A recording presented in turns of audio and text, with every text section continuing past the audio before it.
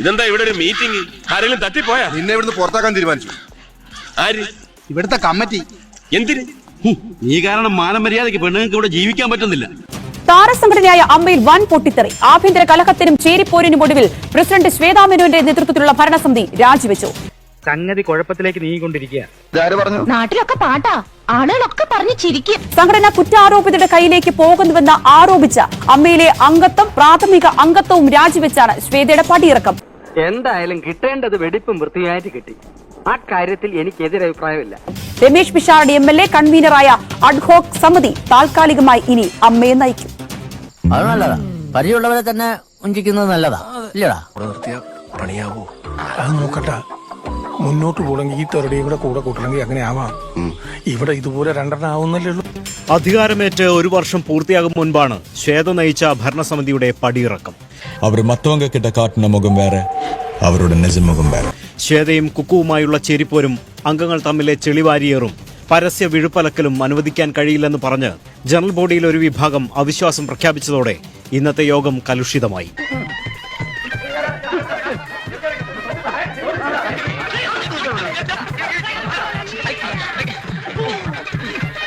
പക്ഷം പിടിക്കാൻ താനില്ലെന്നും ജനറൽ ബോഡിയുടെ തീരുമാനം അംഗീകരിക്കപ്പെടുമെന്ന് മോഹൻലാലും പറഞ്ഞു. ഇതോടെ ഉച്ചഭക്ഷണം കഴിഞ്ഞ് തിരിച്ചെത്തിയ ശ്വേത രാജി പ്രഖ്യാപിച്ചു. നമുക്ക് കൈവന്നിരിക്കുന്നത് ഒരു സുവർണാവസരമാണ്. അത് പരമാവധി നമ്മൾ മുതലെടുക്കണം. എങ്ങനെ? കൊയ്തവരാണെങ്കിലും ആ നെല്ല് നമുക്കുള്ളതാ. പിന്നാലെ ഭരണസമിതി ഒന്നടങ്കം രാജിവെച്ചു. അത് തിരക്കടലല്ലോ. ഒരാളൊരു വഴിക്ക് ഇറങ്ങാന്ന് പറഞ്ഞാൽ എല്ലാരും കൂടെ അങ്ങോട്ട് ഇറങ്ങാം. അജണ്ട വെച്ച് തന്നെ പുറത്താക്കാൻ നോക്കിയെന്നും പിടിച്ചു നിൽക്കാൻ ആരുടെയും പാവയാകാൻ സൗകര്യമില്ലെന്നും ശ്വേത പറഞ്ഞു. ഇതിന്റെ പിന്നിൽ വമ്പൻ സ്രാവുകളും നീലത്തിമിംഗലവും ഒക്കെ ഉണ്ട്. കുറ്റാരോപിതരായ എല്ലാ ആൾക്കാരും, ബാക്കി പേരുകൾ അത് അടുത്ത പ്രാവശ്യം ഞാനിത് ഗൂഢാലോചന അതിന്റെ ഒരു കെണിയായിട്ട് തന്നെയാണ്. ഇതിൽ പാവകളായില്ലെങ്കിൽ ആ സ്ഥാപനം ഓടിക്കാൻ പറ്റില്ല. ആരേലും കാണൂടാ ഈ തോർത്തിട്ട് കരയടാ. നീ വിഷമിക്കാണ്ടിരി. എനിക്കെന്ത് വിഷമം? എനിക്കൊരു വിഷമമില്ല. നീ ഒന്ന് സമാധാനപ്പെടാ. ഒരു 5 മിനിറ്റ് കഴിഞ്ഞിട്ട് നീ പ്രോത്സാഹനം എനിക്ക് തോറ്റ് തെറിച്ച് കിടക്കുകയാണ് ഇവിടെ. എന്നാൽ ശ്വേത സ്ത്രീ കാർഡ് ഇറക്കി കളിക്കുകയാണെന്നും സംഘടനയിലെ സ്ത്രീകൾക്ക് വേണ്ടി ഒന്നും ചെയ്തില്ലെന്നും ബാബുരാജ് തിരിച്ചടിച്ചു. കൃത്യവിലോപം ഞാൻ വെച്ചുറപ്പിക്കില്ല.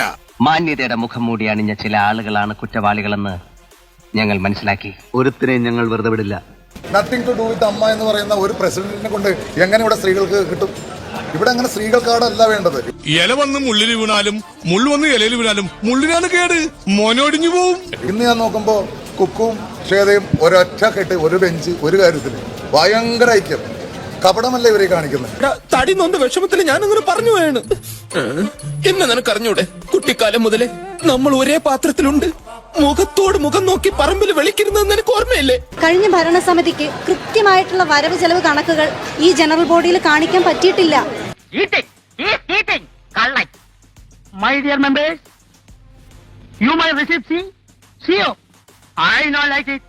4 മാസത്തെ കാലാവധിയിൽ രമേശ് പിഷാരടി കൺവീനറായ അഡോ കമ്മിറ്റി അമ്മയുടെ ഭരണം ഏറ്റെടുത്തു. അരിയും മുങ്ങി, മണ്ണെണ്ണയും മുങ്ങി, മാസം തോറും കിട്ടണ പഞ്ചസാരയും മുങ്ങി. ഗണേഷ് കുമാർ, സാദിഖ്, കലാഭവൻ ഷാജോൺ, ഡോക്ടർ റോണി, സുരേഷ് കൃഷ്ണ, ആശാ രവിന്ദ്, കൃഷ്ണപ്രഭ, ദേവി ചന്ദ്രൻ എന്നിവരാണ് കമ്മിറ്റിയിലെ മറ്റംഗങ്ങൾ. നീ ഒരു 2 ദിവസത്തേക്ക് പുറത്തിറങ്ങണ്ട. എനിക്കിവിടെ 1-2 സ്വീകരണങ്ങളൊക്കെ ഉണ്ട്. അതൊക്കെ കഴിഞ്ഞ് സൗകര്യം പോലെ ഞാൻ നിന്നെ വന്നതാണ്.